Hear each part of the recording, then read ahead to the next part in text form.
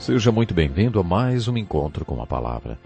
Este programa faz parte de um curso introdutório de todos os livros da Bíblia. Atualmente estamos estudando a primeira carta de Paulo a Timóteo. Pegue sua Bíblia, acomode-se e acompanhe conosco. As cartas que Paulo escreveu para Timóteo e Tito são cartas pastorais, escritas para pastores. Eles eram pastores das igrejas em Éfeso e em Creta. No programa de hoje encerraremos o estudo da primeira carta de Paulo a Timóteo. No final de sua carta, Paulo escreveu a Timóteo assim: Os presbíteros que lideram bem a igreja são dignos de dupla honra, especialmente aqueles cujo trabalho é a pregação e o ensino, pois a Escritura diz: Não amordace o boi enquanto está debulhando o cereal, e o trabalhador merece o seu salário. Não aceite acusação contra um presbítero se não for apoiada por 2 ou 3 testemunhas. Os que pecarem deverão ser repreendidos em público para que os demais também temam. Eu o exorto solenemente, diante de Deus, de Cristo Jesus e dos anjos eleitos, a que procure observar essas instruções sem parcialidade. E não faça nada por favoritismo. Não se precipite em impor as mãos sobre ninguém, e não participe dos pecados dos outros. Conserve-se puro. Não continue a beber somente água. Tome também um pouco de vinho por causa do seu estômago e das suas frequentes enfermidades. Os pecados de alguns são evidentes, mesmo antes de serem submetidos a julgamento, ao passo que o pecado de outros se manifestam posteriormente. Este foi o assunto das epístolas pastorais de Paulo. Estamos estudando 1 Timóteo, depois Tito e depois 2 Timóteo. A principal preocupação de Paulo era com o caráter dos homens na liderança da igreja. Para que a igreja seja testemunha de Jesus Cristo neste mundo, precisa ser feita de crentes cujas vidas exibam o fruto do Espírito.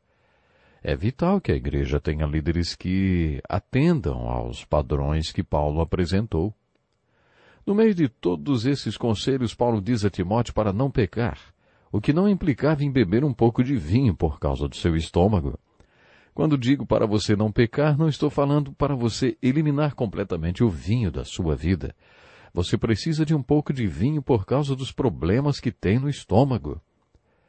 Eu conheço um pastor em Atenas, na Grécia, que se chama Tanos Carbonos, uma versão atual do apóstolo Paulo. Ele lidera uma igreja grande em Atenas com mais 75 congregações. Quando passei uma semana com ele, observei que ele bebia bastante vinho. Para a cultura grega, aquilo não era muito, não. Eles bebem vinho como bebemos refrigerante. Alguns pastores americanos que visitaram o pastor Tanos ficaram preocupados com a quantidade de vinho que ele tomava. Acho que ele percebeu os olhos dos americanos se arregalando enquanto ele bebia vinho. Depois de quase uma semana, ele perguntou: Meus irmãos, o meu vinho incomoda vocês? Será que estou sendo pedra de tropeço para vocês? O pastor americano respondeu: Não, Tanos. Você sabe, Paulo recomendou que Timóteo tomasse um pouco de vinho. É claro que aquele grego sabia dessa história.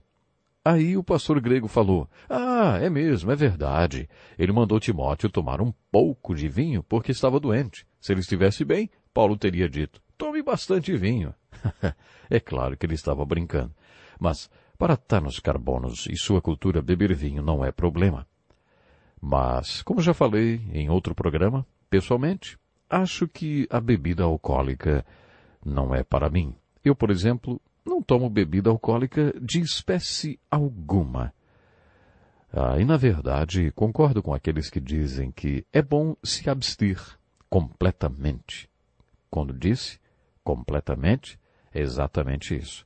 Abster-se completamente da bebida alcoólica. Esse parágrafo do capítulo 5 é muito importante, porque enfatiza os altos padrões para os líderes da igreja e o fato de que essa liderança tem de manter esses padrões. Como a posição que ocupam é pública, no caso de pecarem, a situação terá de ser tratada publicamente. Paulo também dá alguns conselhos muito práticos sobre os escravos. Ele recomendou: Todos os que estão sob o jugo da escravidão devem considerar seus senhores como dignos de todo respeito, para que o nome de Deus e o nosso ensino não sejam blasfemados.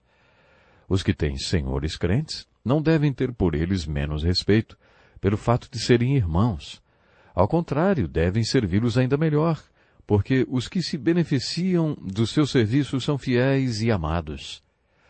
Os escravos deveriam servir aos senhores como se estivessem servindo a Jesus. Quando os crentes possuíam escravos, costumavam ensinar a eles trechos bíblicos como este. Existem alguns versículos semelhantes a este em Efésios e em Colossenses, que dizem que os escravos devem ser bons e servir a seus senhores, como se estivessem servindo ao Senhor. Quando estudarmos a breve epístola que Paulo escreveu para Filemon, descobriremos que a carta ensina que um escravo que se converteu não pode mais ser considerado escravo, mas irmão. Aqueles donos de escravos a quem me referi há pouco também não queriam que ninguém ensinasse a carta de Filemon aos escravos, porque eles não queriam perder os escravos. É interessante perceber que o problema social da escravidão existia naquela época, e aparentemente, Paulo sabia que a escravidão não poderia ir muito longe, não. Teria que terminar. Muitos dos primeiros cristãos eram escravos. Quando eles se convertiam, continuavam escravos de seus senhores. Por isso, Paulo os ensinou a lidar com a escravidão. O capítulo 6 desta carta fala sobre a preocupação com dinheiro e sobre piedade, sobre o amor ao dinheiro e à piedade. Poderíamos gastar um programa inteiro falando só sobre esse trecho da carta. Nossa cultura valoriza demais o ganho, o dinheiro. Desde que a criança vai para a escola, é ensinada a basear o seu valor em cima de suas conquistas.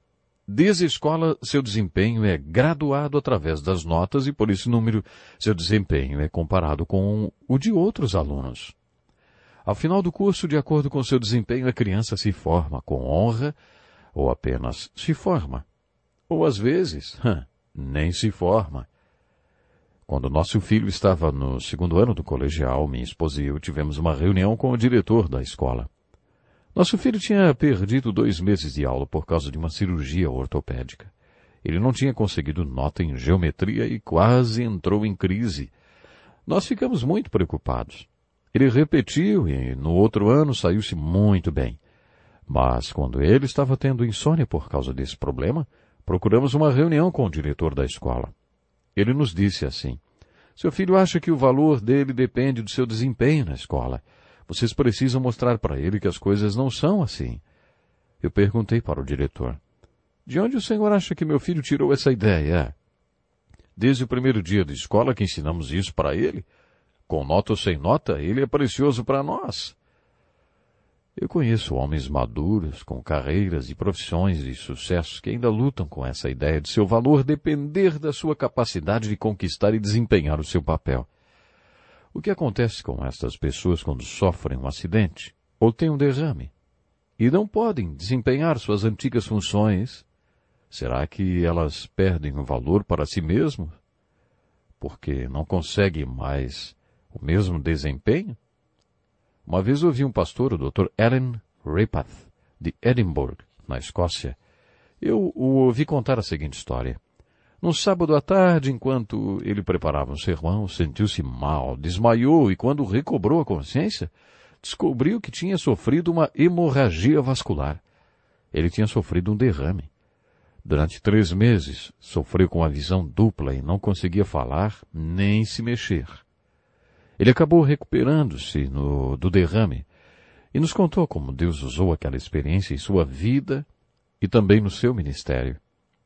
Depois de ter contado essa história para alguns pastores, ele perguntou: se Deus tirasse de você a capacidade para fazer tudo o que você faz hoje, como você se sentiria, hein? Você baseia o seu próprio valor de acordo com seu desempenho e conquistas? Paulo escreveu para Timóteo que existem algumas pessoas que ensinam que ficar rico é uma forma de amor, de piedade, e que é isto que importa.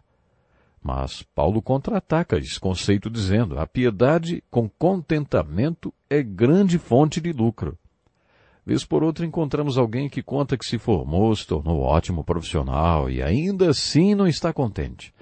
São pessoas que não encontraram a paz, satisfação, realização nem alegria com suas conquistas.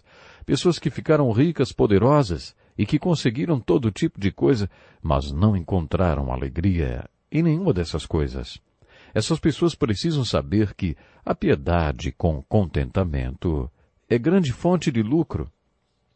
Paulo continua compartilhando alguns pensamentos referentes ao materialismo. Nada trouxemos para este mundo e dele nada podemos levar. Por isso, tendo que comer e com que vestir-nos, estejamos com isso satisfeitos. Isso não é incrível?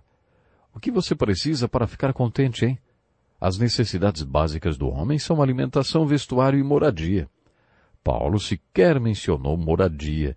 Se você não tiver roupas para se vestir, é capaz de ser preso. Esse foi o mínimo mencionado por Paulo. Devemos estar contentes se tivermos comida e com o que nos vestir. Os que querem ficar ricos caem em tentação, ele escreveu, em armadilhas e em muitos desejos descontrolados e nocivos que levam os homens a mergulharem na ruína e na destruição, pois o amor ao dinheiro é a raiz de todos os males. Paulo queria que Timóteo fugisse de todos esses valores materiais que as pessoas acreditam que trazem a satisfação, mas jamais encontram a satisfação, a alegria. Paulo se refere a Timóteo como um homem de Deus. Ele lembra Timóteo que ele foi chamado para ser pastor. Depois que Timóteo entendeu isso, a mensagem para aqueles que eram ricos é que eles deveriam ser ricos nas boas obras e usar seu dinheiro com generosidade, estando sempre prontos a repartir. Os ricos deveriam sempre ajudar com alegria os que estavam passando necessidades. Estudando a primeira carta a Timóteo, chegamos a certas conclusões a respeito do perfil de pastor que ele era. Jovem, sensível, amoroso, generoso e também tímido. O perfil de Tito é diferente, mais velho, maduro e equilibrado. Provavelmente Tito era o melhor pastor que Paulo tinha para enfrentar problemas e sugerir soluções dentro dos padrões de Deus. Paulo designou Timóteo para Éfeso e Tito para Creta, um lugar muito difícil para plantar e pastorear uma igreja. Essas duas cartas, 1 Timóteo e Tito, poderiam ser chamadas de epístolas pastorais sinópticas, porque o conteúdo delas é muito semelhante e as duas abordam o assunto da organização da igreja. Quase todas as denominações costumam ter um manual usado pelo pastor de cada igreja com as diretrizes da denominação. Esse manual do ministro dá todas as diretrizes a respeito da organização da igreja, como proceder em relação a casamento, funerais, batismos e outras atividades. Essas duas epístolas pastorais poderiam ser chamadas de o manual do ministro. A carta de Paulo a Tito é muito semelhante à primeira carta a Timóteo, exceto pela falta do toque pessoal que observamos na carta de Paulo a Timóteo. Aparentemente, a relação de Paulo com Tito era mais impessoal. Eles não deviam ser tão amigos, mas Tito era, provavelmente, o homem mais bem preparado para enfrentar situações problemáticas. A ênfase da carta de Paulo a Tito é líderes santos para uma igreja santa. Nessa carta, Paulo parece dizer, Tito, a única maneira de plantar uma igreja em Creta é com líderes tementes a Deus, que terão cuidado com a doutrina e viverão em santidade. Esse parece ser o tema central deste manual do ministro. Já comentei com você sobre a dificuldade da tarefa que Paulo incumbiu a Tito. Por causa dessa incumbência tão difícil, podemos concluir que Tito devia ser uma pessoa madura, um pastor sensato, também um bom negociador, muito bom para questões de reconciliação e situações delicadas. No capítulo 1, versículo 5, Paulo escreveu para Tito, a razão de tê-lo deixado em Creta foi para que você pusesse em ordem o que ainda faltava e constituísse presbíteros em cada cidade, como eu o instruí. Tito, que resolvia os problemas para Paulo, foi designado para consertar um problema na igreja. Houve um problema em Corinto. Tito foi enviado para Corinto. Houve problemas em Creta. Tito foi enviado para Creta. No capítulo 1, temos a impressão que o problema na igreja de Creta era o mesmo enfrentado por Paulo em muitos lugares, como, por exemplo, na Galácia. Famílias inteiras se desviaram da graça de Deus porque judeus pregaram que eles deveriam manter a lei de Moisés para ser salvos, ou seja, ser circuncidados. Também havia pessoas em Creta que ensinavam falsas doutrinas porque queriam tirar dinheiro dos convertidos. Esses eram alguns dos problemas que Paulo queria que Tito tratasse. Como grande parte do conteúdo da carta de Tito assemelha-se ao conteúdo de 1 Timóteo, não será necessário repetir alguns trechos, como as qualificações dos bispos e pastores que já vimos em 1 Timóteo. Mas quero destacar que Paulo fez exortações importantes. Por exemplo, para os puros todas as coisas são puras, mas para os impuros e descrentes nada é puro. De fato, tanto a mente como a consciência deles estão corrompidas. Eles afirmam que conhecem a Deus, mas por seus atos o negam. São detestáveis, desobedientes e desqualificados para qualquer boa obra. Esta é uma palavra forte de Paulo a Tito. A beleza e outras coisas estão nos olhos de quem vê. Para o puro, todas as coisas são puras, mas para aquele cujo coração é impuro, tudo é impuro. No capítulo 2, versículos de 11 a 15, encontramos a essência e a beleza da mensagem de Paulo a Tito. Porque a graça de Deus se manifestou salvadora a todos os homens. Ela nos ensinou a renunciar à impiedade e às paixões mundanas e a viver de maneira sensata, justa e piedosa nesta era presente, enquanto aguardamos a bendita esperança, a gloriosa manifestação de nosso grande Deus e Salvador Jesus Cristo. Ele se entregou por nós a fim de nos remir de toda maldade e purificar para si mesmo um povo particularmente seu, dedicado à prática de boas obras. É isso que você deve ensinar, exortando-os e repreendendo-os com toda autoridade. Ninguém o despreze. Você já viu alguma igreja que se chamasse a Igreja da Manifestação?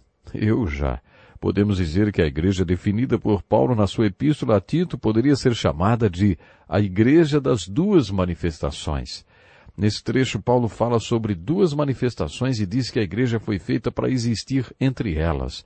Paulo escreveu, a graça de Deus se manifestou salvadora a todos os homens. Paulo estava se referindo à manifestação de Jesus no seu primeiro advento. O nascimento de Jesus Cristo em Belém é chamado de a encarnação de Deus. Deus veio em carne, toda a carne viu a salvação de Deus enquanto Jesus Cristo viveu sobre a terra durante 33 anos. Paulo chama isso de uma manifestação de Deus. Deus interceptou a história humana através de uma manifestação na terra. Paulo está dizendo que a graça de Deus se manifestou e ensina que devemos viver neste mundo de maneira sensata, justa e piedosa, enquanto buscamos outra manifestação de Deus. Estamos buscando a manifestação gloriosa de Deus quando Jesus voltar no seu segundo advento. A graça de Deus que trouxe nossa salvação manifestou-se quando Jesus Cristo veio. Esta foi a primeira manifestação. O Novo Testamento fala 380 vezes que Deus vai se manifestar outra vez através de Jesus Cristo. Jesus Cristo vai voltar outra vez. A igreja existe entre essas duas manifestações. A graça de Deus que se manifestou quando veio a salvação e a manifestação de Deus que vai acontecer quando Jesus Cristo vier outra vez. Deus sabe precisamente como Ele quer que sua igreja seja entre estas duas manifestações. Devemos viver de maneira sensata, justa e piedosa na presente era. Na primeira manifestação de Cristo, Deus nos trouxe salvação. Ele nos redimiu porque queria para si um povo particular, purificado e zeloso de boas obras. A palavra particular, que Paulo usa aqui, significa específico ou único. Nesta carta, Paulo está nos dizendo que estamos no meio de duas manifestações de Deus em Cristo. Desde que Deus trouxe salvação até a segunda vez que Ele manifestar tudo até o fim, a igreja será este povo particular. Particular significa, nesse contexto, o mesmo que um diamante raro. Só existe um, nenhum outro igual. Tenho apenas um quadro de valor. Um quadro é de valor porque é o único. Foi nesse sentido que Paulo usou a palavra particular. Quando Deus decidiu que nós, que somos a igreja, seríamos um povo particular, Ele quis para si um povo redimido e puro, um povo muito especial para ser como Ele é. Talvez agora você entenda porque esta carta de Paulo a Tito poderia muito bem ser intitulada A Igreja das Duas Manifestações. Agora que você já entendeu isto, gostaria de finalizar sugerindo outro título ainda melhor. Que tal? A Igreja de Três Manifestações. Entre a primeira manifestação de Cristo quando veio a salvação e a manifestação que ainda vai acontecer quando Cristo voltar, existe outra manifestação de Deus através de nós, seu povo particular. Deus, em sua providência soberana, planejou 3 manifestações. Deus escolheu você e eu para fazermos sua obra. Você se lembra do capítulo 15 do livro de João? Talvez você seja a única manifestação de Jesus que seu vizinho verá. Devemos ser embaixadores dele, do Senhor, seus representantes. Devemos ser Jesus para o mundo. Somos um povo particular. A ênfase que Paulo dá nesta carta é que o povo particular de Deus que compõe a Igreja de Cristo deve zelar pela sua doutrina vivendo de maneira santa. Deus manifestou, Deus vai manifestar e Deus se manifesta através de nossas vidas, seu povo particular, todos os dias. Esta manifestação atual de Deus através da sua Igreja pode ser assim descrita. Estamos escrevendo um evangelho, um capítulo a cada dia, através daquilo que fazemos e dizemos. Os homens leem o que escrevemos, quer seja verdadeiro ou falso. Diga o que o evangelho é para você. Este é o evangelho pregado pela Igreja de 3 manifestações, que consiste na manifestação de Deus, não em Cristo quando Ele trouxe salvação, nem quando Ele voltar outra vez, mas na manifestação através de nós para todo mundo que somos seu povo particular. A terceira manifestação é o desafio da carta de Paulo a Tito. Essa terceira manifestação foi o que nosso Senhor disse quando afirmou que somos como a cidade construída sobre um monte e que não pode ser escondida. Jesus definiu claramente esta terceira manifestação quando disse que devemos ser como a candeia que ilumina toda a casa. Jesus definiu esta terceira manifestação quando disse que devemos deixar nossa luz brilhar para que os homens vejam as nossas boas obras e glorifiquem a Deus Pai que está nos céus. Jesus definiu esta terceira manifestação quando disse que somos o sal da terra. Jesus definiu esta terceira manifestação quando nos disse, no capítulo 15 de João, que Ele nos escolheu e para que demos frutos que permaneçam. Jesus definiu esta terceira manifestação quando nos disse que Ele é a videira à procura de ramos. Ele é a videira e nós somos os ramos. Sem Ele nada podemos fazer, mas sem nós, Ele nada fará. Jesus definiu a terceira manifestação quando mostrou em João capítulo 15 todas as razões por que devemos ser frutíferos. Infelizmente, o meu tempo acabou, mas antes de encerrar o programa, quero deixar com vocês este pensamento. Deus tem planos maravilhosos para a sua vida porque você faz parte do seu povo particular. Talvez você não se ache especial, você ainda não se achegou a Jesus Cristo e ainda não se entregou ao plano que Ele tem para a sua vida. Não deixe para amanhã. Pense nisso. Até o próximo programa. Este é um estudo escrito pelo Dr. Dick Woodward, na voz do pastor Edson Bruno. Até o nosso próximo encontro com a palavra.